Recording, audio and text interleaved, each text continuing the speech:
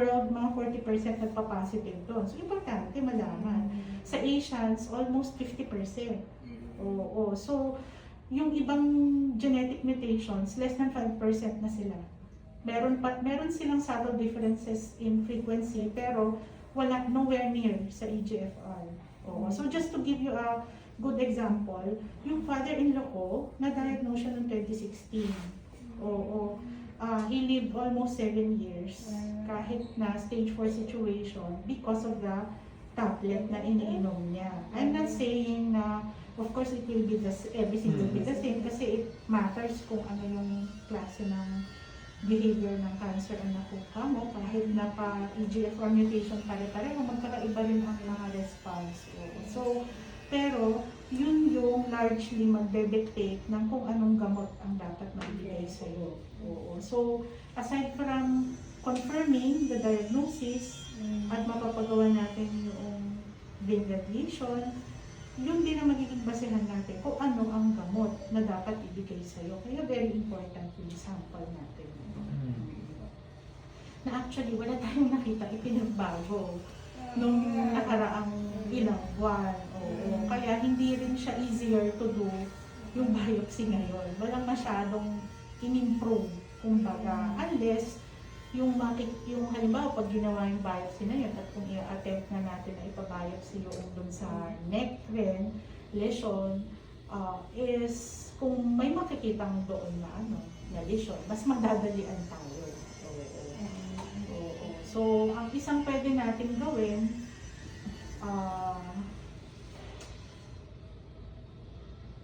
ayun ang inaano ko, paggawa natin yung neck biopsy na parang yung ginagawa ni doctor, magra-rush frozen section bago ka umuwi. That's why I had to talk to you. Yung sinasabi, kasi kanina tumawag si Dr. Kanindin. Tapos sinasabi niya na parang alangan nga kasi hindi affiliated si Dr. Balikan dito. Tapos sabi ko kausapin ko muna sila. It's because of this Oo. So gusto sana kita na mag-decide kung payag ka, paano na natin. Pagawa na natin lahat dito.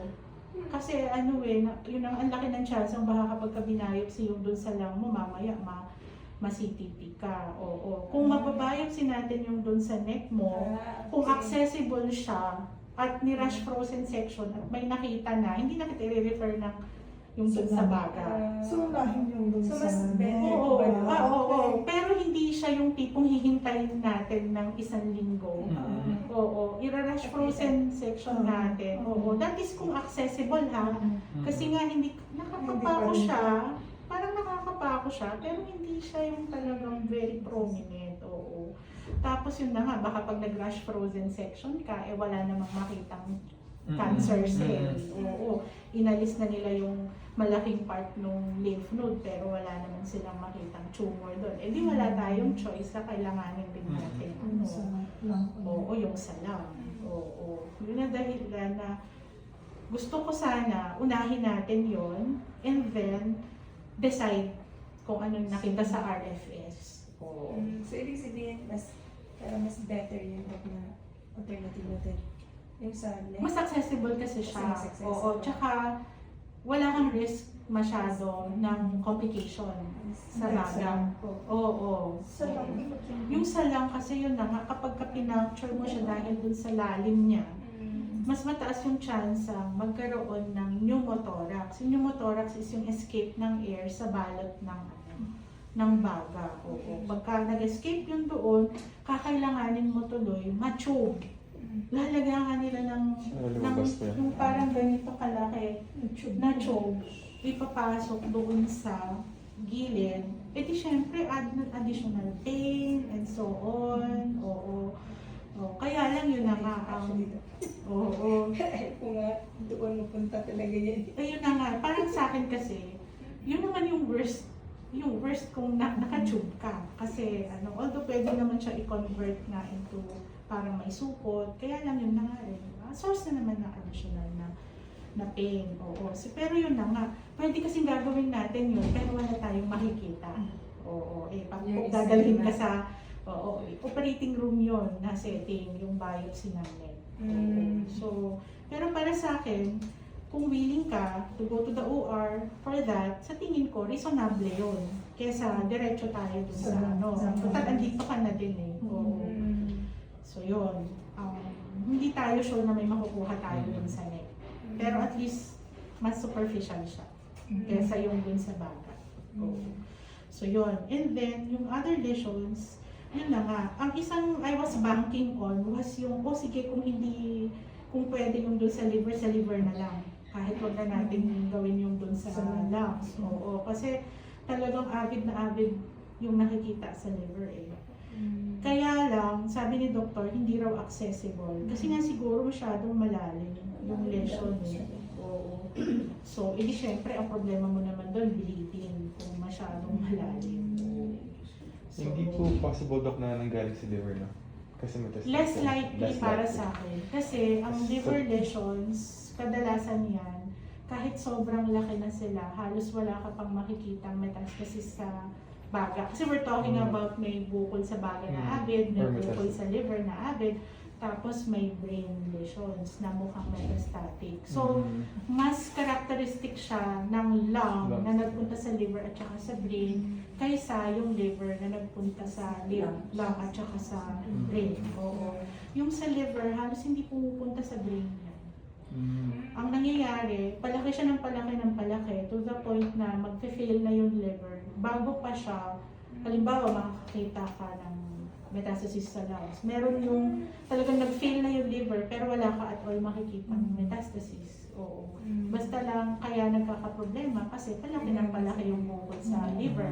Pwedeng nakakasama pa kasi may sakit na talaga yung liver, cirrhosis talaga, may liver cirrhosis talaga na parang secondary lang na nagkaroon ng liver cancer.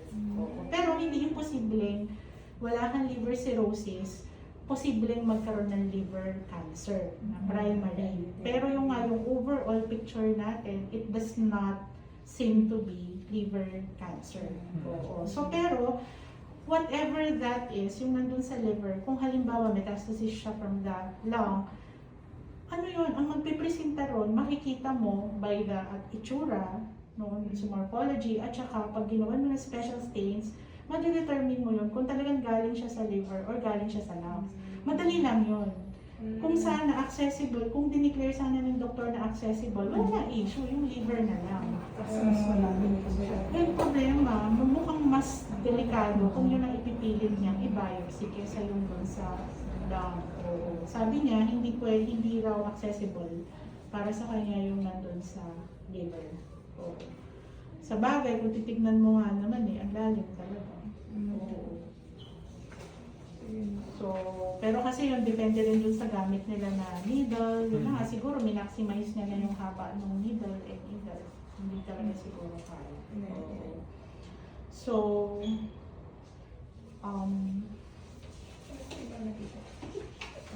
so yung mga ibang lesions na nakita nila, focal thickening of the left adrenal gland now appears as more of a nodule na with mild FDG uptake. So yun. Pero yan, hindi naman yung tipong mababiopsy, sobrang lalim na. Nasa taas siya, nakasit siya on top of the kidneys ang adrenal gland. So, meron din siya tatlo yun. Hindi siya normal looking, pero hindi rin naman siya talagang siguradong metastatic. May mild uptake siya. Pero yun na nga, kung sakali man ang magiging importansya niya lang, pwedeng mets siya. Pero kung minsan, hindi naman siya nagpa-participate sa kung ano yung nararamdaman ng patient. Kasi liit-liit. Ang liit-liit lang niya. Oo. So, yung uterus is enlarged and retroverted with a thickened heterogeneous FDG-avid irregular endometrium measuring 1.6 centimeters in thickness. Oo. Alam naman natin na noon marami kang problems doon sa mattress. Pero kailan kayo walang nagkita ng gynecologist? Talaga. Last lang din natin yung 2022 yata. Okay. Sige. Pero nagkakasok na si A125. Oo. Sa inyo, yung sa blood test mo. Kasi yung 125, parang meron po yata. Oo. Review lang natin kasi hindi ko sure parang hindi pa nandun sa amin. And then, meron ulit round compounded na FDG avid. So, tissue uterine mass, seen measuring up to 5.5 by 5.2, malamang yung ano yan, yung myoma. Oo. So, pwede ba na, halimbawa, endometrial, yung nakikitang problem sa endometrium mo, kung totoong suspicious siya, may konting avidity, Saan din, Dok? yung lining ng mattress. Oo. So, yan. Oo, avid siya eh. I-compare ko lang yung sa nakikita sa lining.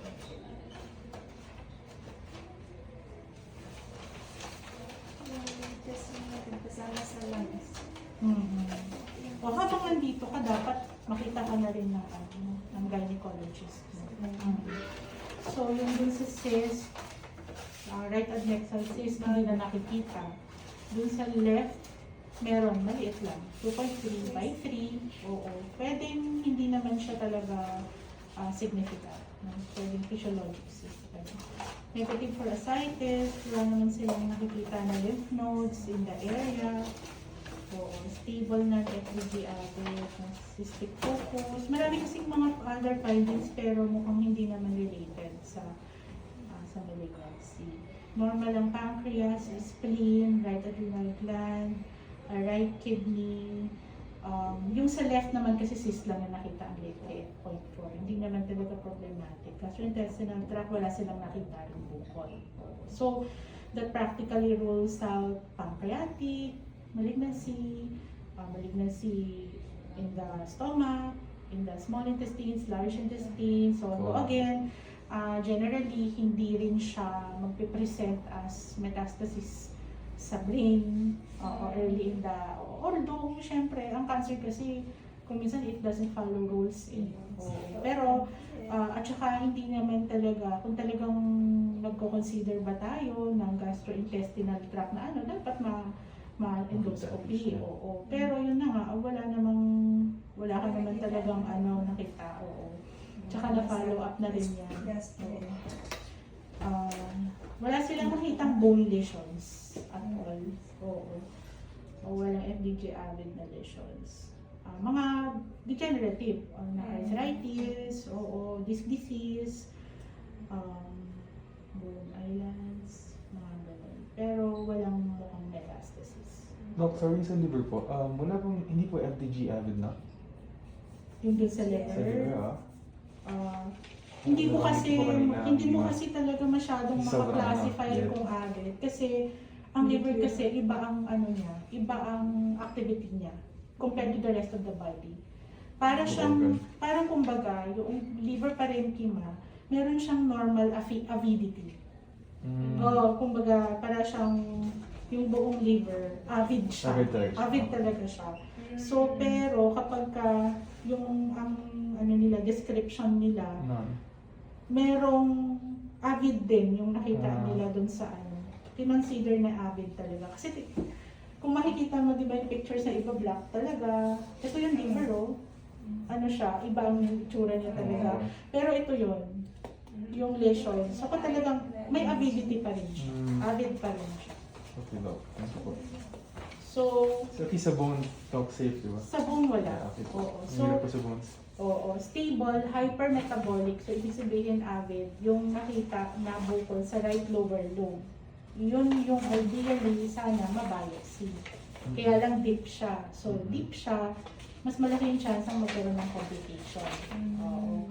So, yung endometrium mo rin, avid siya. Oo. Pero kasi ang dami kasing pwedeng mangyari sa endometrium Pwede rin talagang related to a specific na gynecologic process na hindi siya cancer. Oo. Pero dapat makita ka pa rin ng gynecologist mo. Oo. So, yan. Dati lang natin pinag-usapan, dapat makita ka ng gynecologist pero hindi mo lang yung nakikita. So, samantalahin ko na itong nandito ka. Para makita ka na niya. Nung last natin yan, Dok, nung nagpa-opera ako sa Oo. Pinaano mo namin ako. Oo, pinakita ka nun. Pero nung muling nagkita tayo, kasama yun sa listahan na dapat, di ba? So, but anyway, so marami rin yun na nga, avid yung mga nakikita sa neck, Oo, yung dun sa mediastinal nodes. Mhm. Oo, hilar is ano din yan, nandito sa tabi ng ng baga. Oo, so right hilar, di ba right lower lobe yung bukol natin. So, tapos may slight increase in size sila. Oo. So, kaya potentially pwede nating nakikita silang supraclavicular component. Pero wala talaga akong makapa. Mas maganda pag dyan po. Oo. Pero kasi talagang wala akong Makapa. Oo. Kasi paano yung babae kasi kung hindi makakapal ng kamay ng doktor. Diba? Sige, tingnan natin tayo sa kabila.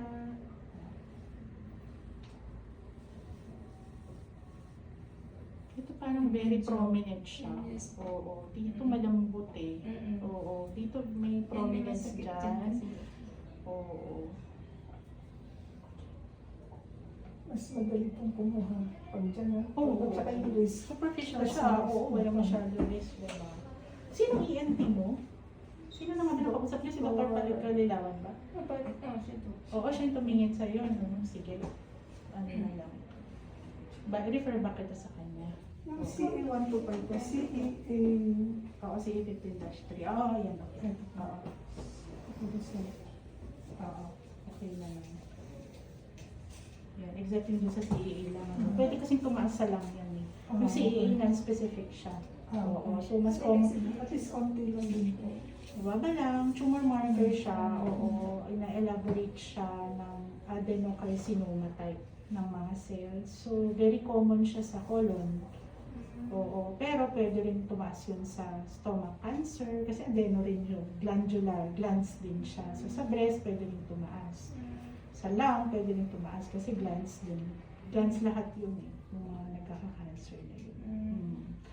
So, yung mga ibang areas, yun, bilateral pulmonary nodules na hindi nila actually dapat makomit pero nilagay na nila sa likely metastatic. Oo. Non-hypermetabolic na cerebral lesions, yan. Mas maganda nga na MRI, nagawa na naman natin. Progression in the size and number of nodules and masses in both hepatic lobes, yun na nga. Tapos ngayon, may isang area na mukhang mag-a-uptake na talaga. Yun yung sa segment 8. Yun yung nakita mong parang may yellow siya dun sa liver.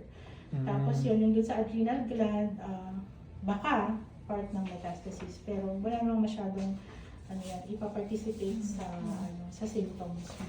Oo. So, ayan, sa tingin ko, bago,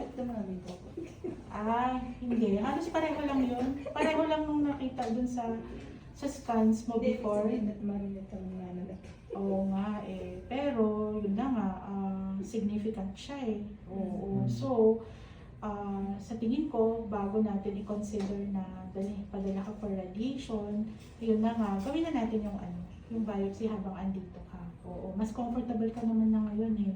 Oo, ang hirap gumawa ng mga procedure na yun kapag in severe pain ka pa. Pero ngayon, kahit pa paano, mas comfortable ka na. Pwede natin pagawa. Refer na lang kita sa kay Dr. Pagalilawan. And then, sino yung gynae mo? Sinong choice mo? Ikaw ang nagano sa akin. Oo. Kasi hindi na ako bumalik. Older ba siya sa akin o younger siya? Nung last kasi na. Hindi ko kasi alam kung ma-access ko sa records sa computer. Pero wala na yata doon kasi hindi naman nagtuloy yung Pero parang, hindi ko naman. Dr. Rabadwa ba? Hindi.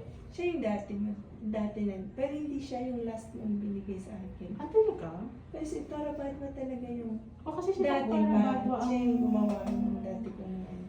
Usually siyang pinag-referan ko kasi. Hindi ko alam doon. Sige. O baka wala siya at that time. Kaya nag-refer ako sa iba. Oo. Pero comfortable ka. Kay Dr. Rabadwa na lang kasi po.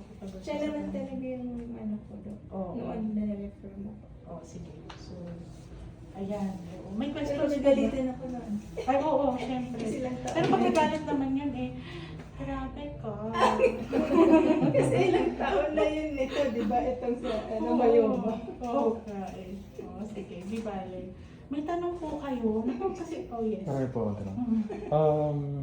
Doc, so since hindi ko po sure since kailangan pa rin ng biopsy accessible dito. Oo. Hindi po kayo pwede mag-pre-diagnose, no? Oo. Kasi gusto ko maging sure talaga. Hindi, tsaka hindi din natin pwedeng Kasi for ibigay. treatment, ang mga lalo na mga systemic therapy na wala tayong histopathologic diagnosis. Tapos yun, hindi tayo, kumbaga, nakakita na, halimbawa ito lang, wala tayong diagnosis na histopathologic.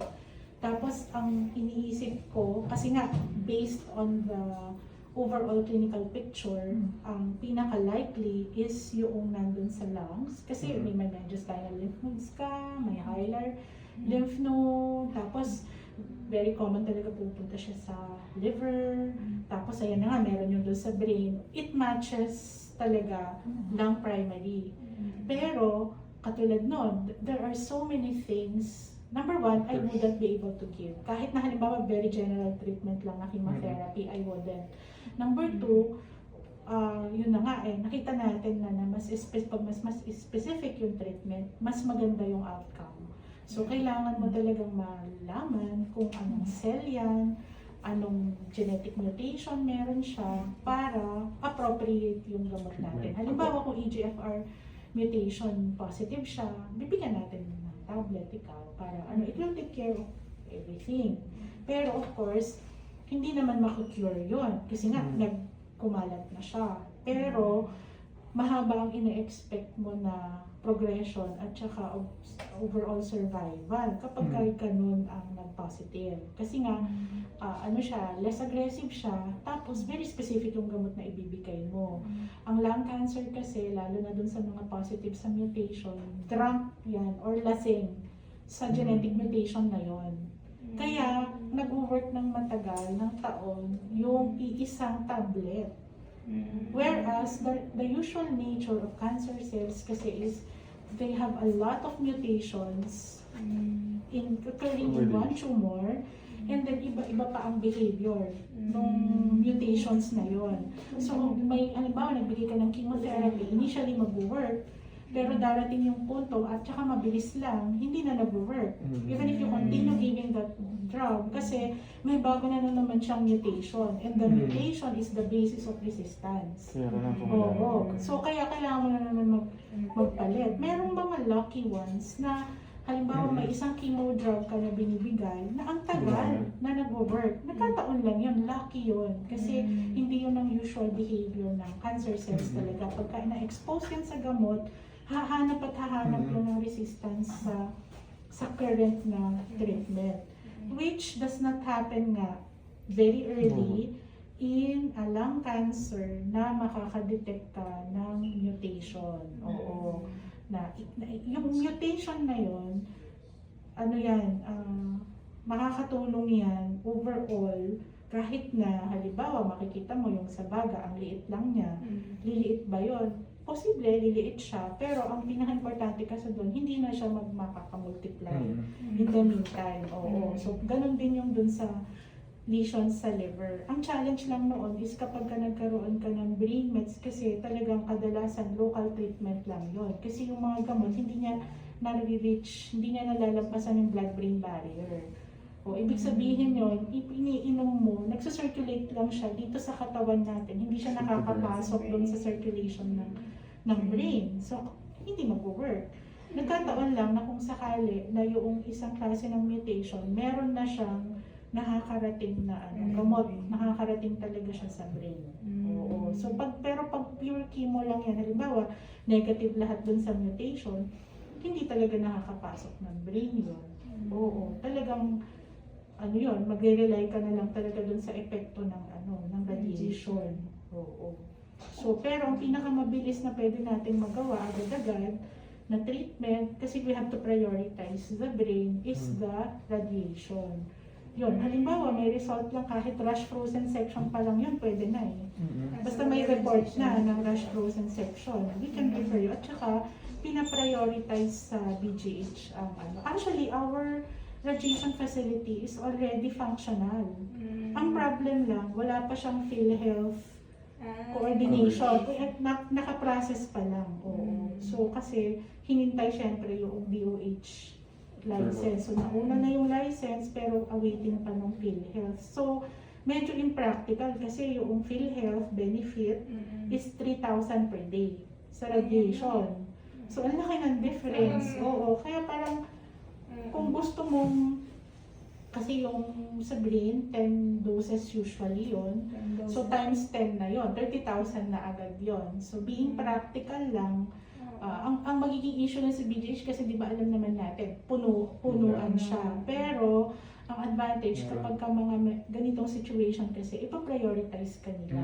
So, halimbawa, na-refer ka ngayon, na planning ka na today or tomorrow, the next day, magsa-start na yung radiation. Ganun kabilis. Samantalang sa ordinary patients na nire-refer for radiation, kadalasan, from first consult to start of radiation, 1.5 to 2 months yung ganun katagal. Oo. So, ito, hindi naman ganun sa kapag ka brain lesion ang kailangan natin gawa ng paraan. So, the question po, in case of 10 doses po, gaano po katagal yung intervals?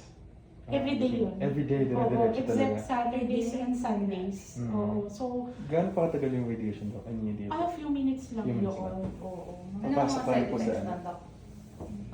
Okay. Ay, in a lot of patients, walang side effect. Yung hair loss lang. Hair loss kasi syempre sa ulo eh.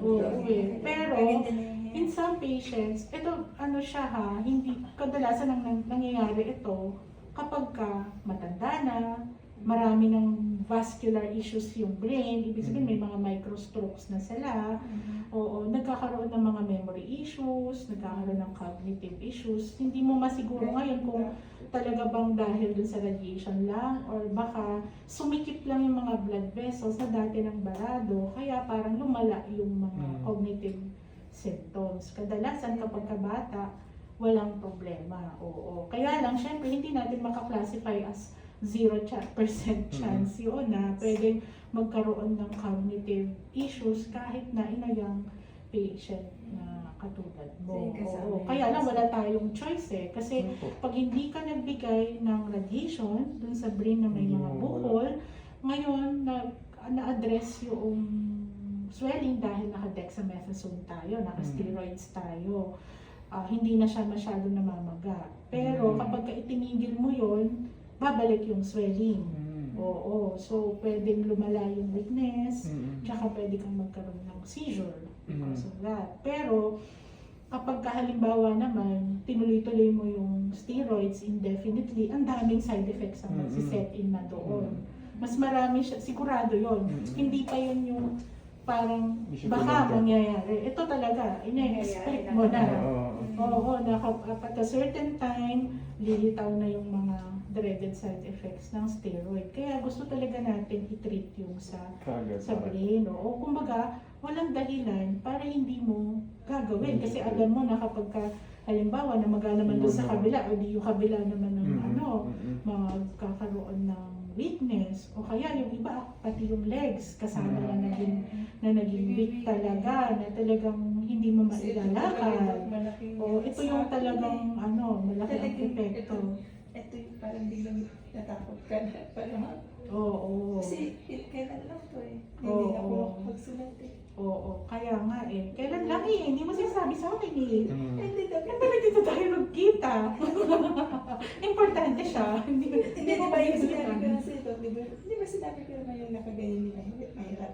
Oo, yun. Oo, pero nung pinili kasi kita noon, wala ka pang weakness eh. Pero itong ganyan mo, Dok, ito lang yung nagsusulat na ako dito sa mga, yung sa Talit text ko na, oo. Napansin mo na hindi mo na may Kasi sulat. hindi na ako yung aking firma, last week lang yun eh. Kaya nga, yun na nga, kasi kung syempre nagsimula siya as maliit, very subtle yung symptoms, wala kang frank walang frank na findings kapag ka nag-neuro. Kasi hindi ko naman talaga inano yun, alam ko naman, parang pang ano lang, dito sa carpal tunnel. parang gano'n daw, Oo. hindi ba yung sakit-sakit ko lang dyan, Correct. gano'n. Oo. Kasi At saka kasi taon na kasi yung mga kaya yung mga parang arthritis na yan.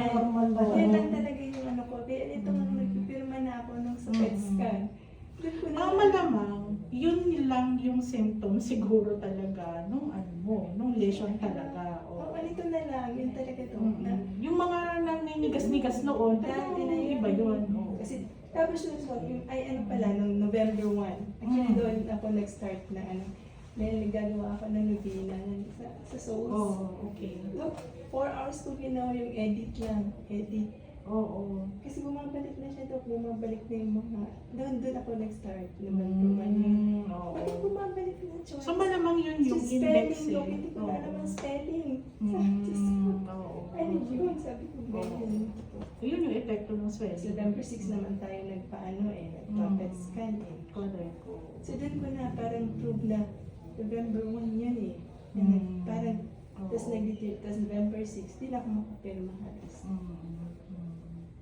Ayun siya. So, sa tingin ko yun ang gawin na natin ha. Alright, so I'll refer you back to Dr. Abadwa.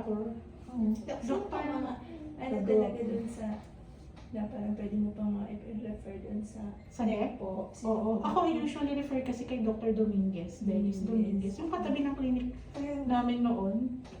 Oo. Kasi pwede mo. Nakita ka na ba niya before? Hindi si Doc Malak kasi sa akin. Hindi ko. Oh, pwede to kasi, kung halimbawa, very superficial lesion, siguro refer na kita kay Dr. Ngalog na eh. Pero kasi ito medyo kailangan natin yung ENT talaga. Kasi deeper lesion eh. So, kay Dr.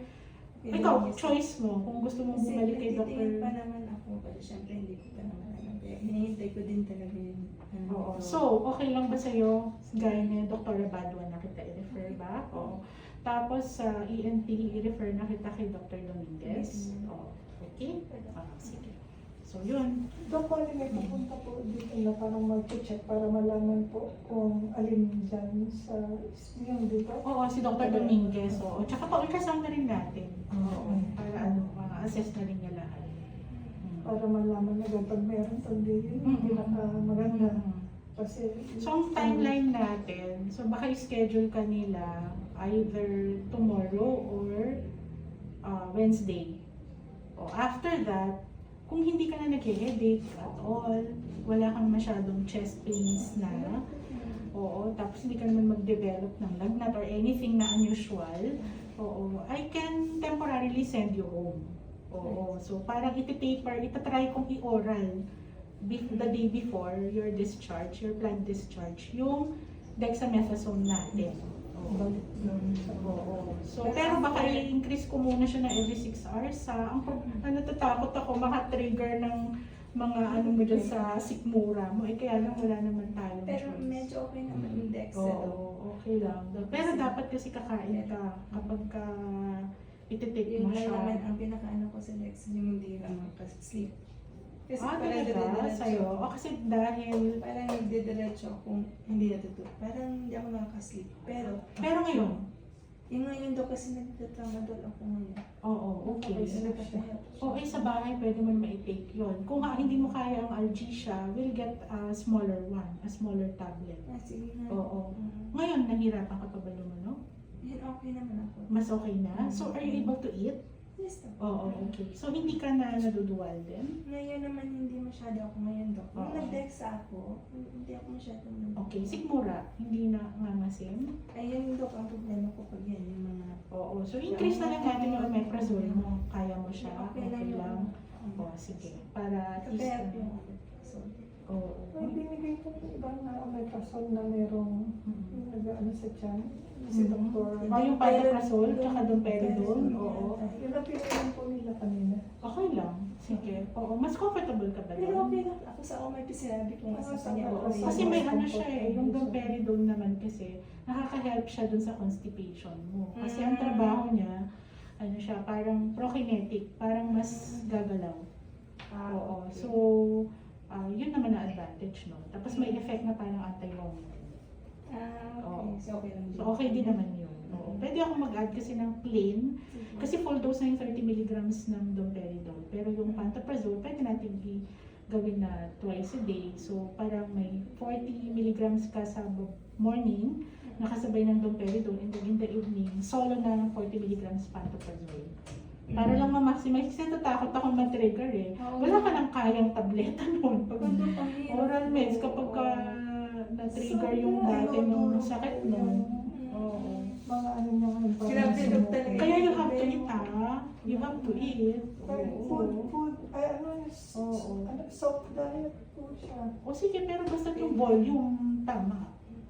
Oo, kailangan mo kumain ng mabuti, ng maayos. Kasi nga, yung mga gamot natin, alam na natin, gastric irritant talaga sila.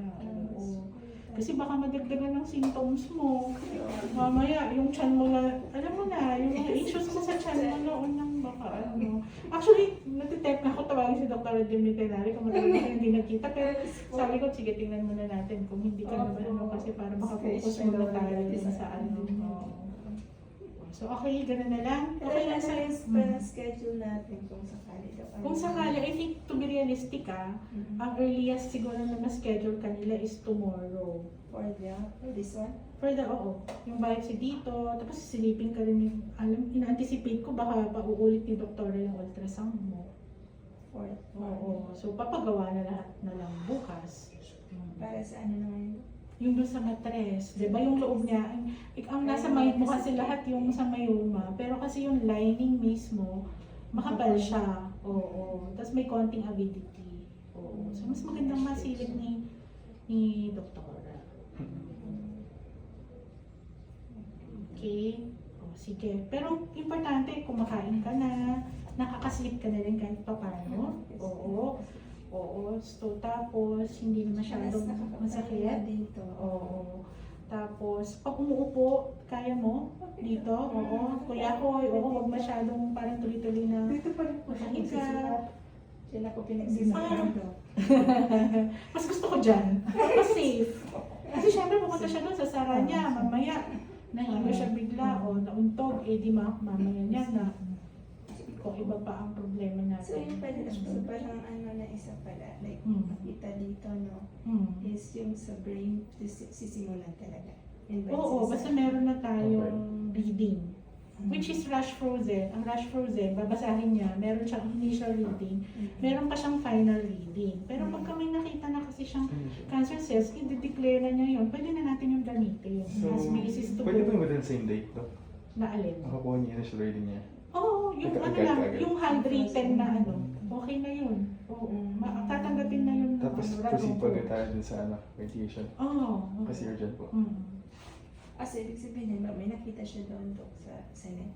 Ano na yun? Yun na yung parang basis or what? Yun yung, at least mamimit natin yung criterion para Para sa makapag-radiation na tayo radiation. agad-agad. Oo. Sige, Pero yung treatment, ano yun, hihintayin mo talaga yung histopath nun. Kasi hindi natin makukuha yung cells dito, yung slides and blocks na wala pa yung official report. After nung kung halimbawa wala talaga daw yung makita doon sa ano, so magpa-proceed tayo doon sa next. Opo. Kung wala tayong makikita. Kasi Oo. kailangan malaman natin. Oo. Halimbawa, nag-negative yun. Hindi hindi siya related. Oo. Sana may makita tayo. Sana mas gusto na lang natin na may makita doon kesa wala. Oo, ganun na rin lang na ganito na yung situation. Mas gusto kong meron doon. Oo. Pero yun na nga, at the back of our mind, Ready pa it's natin. possible. If Oo, wala. na hindi. Oo. May next tayo na option. Okay ba? Okay. Thank you so much po. Sige. Okay. Nako, hindi tayo masaya. Siyempre. Oo. Oo, hindi tayo masaya. Pero, we can still hope for the best possible outcome.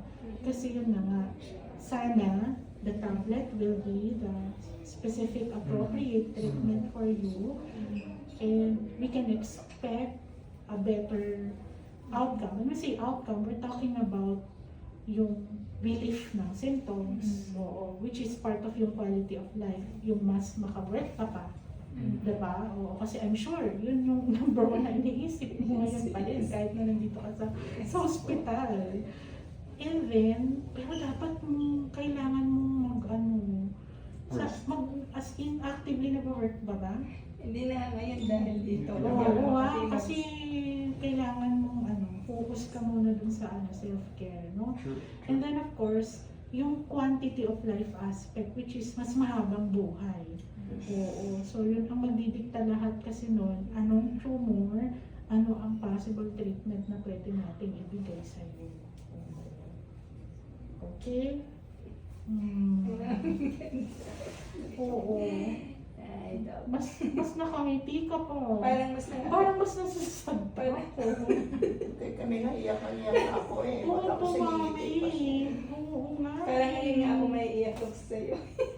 Eh, syempre, nasabi ko na lahat ng possibilities eh. Kaya lang, we want to be hopeful, Sure. Mami. Ano po? Oo. Sunod talaga. Opo, number one yun. Syempre, ako yung umiyak. Pakainis naman.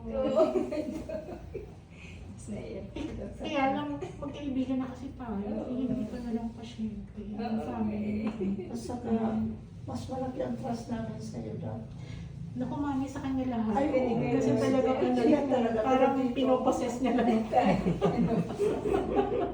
Ano po, syempre, regalo lahat from the Lord. At yung mga gamot nga po eh, sabi ko nga, paano ka ba namang hindi maniniwala sa Diyos? Eh, napaka-complicated ng cancer, napaka-complicated ng mga gamot na available. I mean, maniniwala ba tayo talaga scientific accident lang lahat ito? Diba? Wala bang mas matalino sa atin?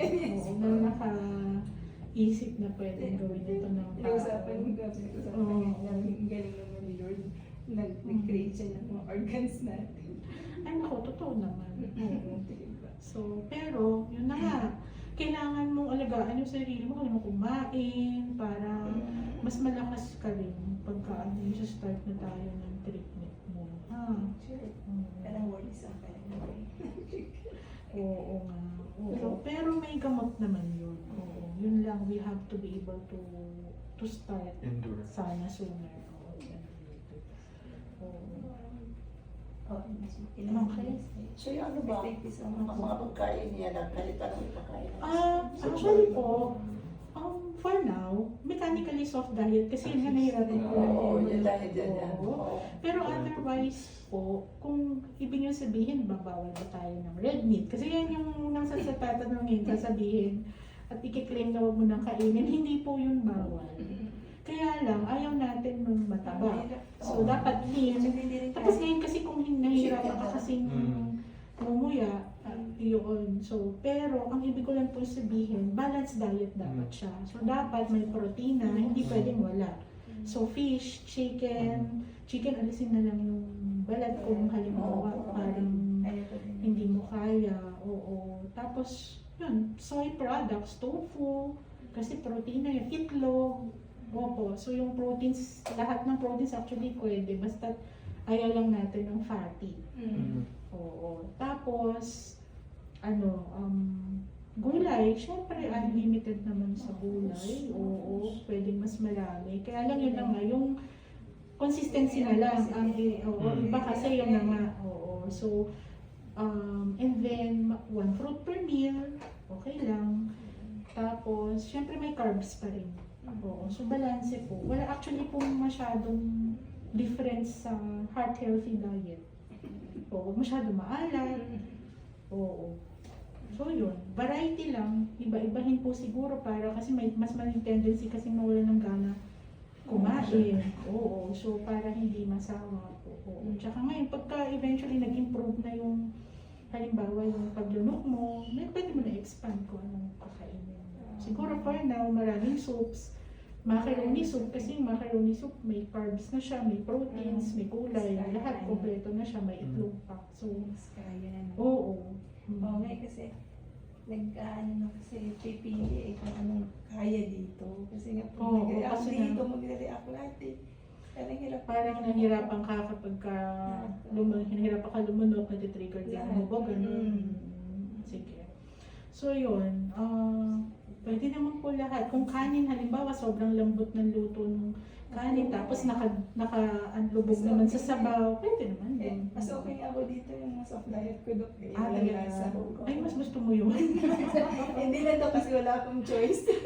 Pero mas okay na rin. Actually, pwede kita i-shift sa full. Kaya lang baka kasi matigas yung mga ibigay sa'yo. Kanina nga, di ba meron pandesal, Oo. meron may egg, may ano. Parang hindi ko kaya yung lahat na yun. Masyadong marami. Ibig sabihin, parang solid yan. Solid lahat. Kahit na naka-soft diet na. Feeling nila soft. Alam mo, kinain ko lang yung yung cornflakes, nilabat ko sa milk. Yun lang, nakain ko. Okay. Sige. Ayun, Doc. Thank you, Oo, Doc. pero yung karamihan, marami kang naman pwedeng kainin siguro kapag medyo nabawasan na yung dysphagia. Okay? Thank you, Doc. Sige. Anyway, kung may questions po, lista lang para pag-usapan natin ulit, ha?